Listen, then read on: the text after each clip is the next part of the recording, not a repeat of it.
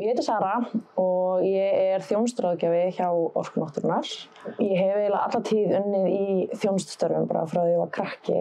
Byrjaði í Nóatúni og Bónus og svo þegar ég var aðeins eldri þá fór ég í bankann. Þegar bankaævintýrinu mínu lauk skráði ég mig í sálfræði í Háskólanum í Reykjavík og kláraði BS-gráðu þar. Fyrirtækið er leiðandi í rafbílavæðingunni, verandi keyrandi á rafbíl sjálf og líka bara hvað fyrirtækið lætur sig umhverfismál varða. Mér fannst það skipta ótrúlega miklu máli.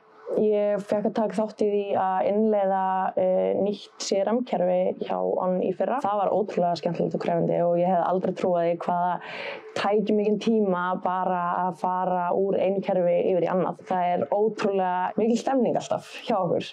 Má kannski nefna 80s og 90s partí þar sem starfsfólk klæddi sig upp í þemabúninga og Orkuveituhúsinu var breytt í skemmtistað á 3 hæðum. Það er bara geðveikt sko. Betri vinnustað er eiginlega ekki hægt að finna. Þannig að bara hvet alla til að sækja um.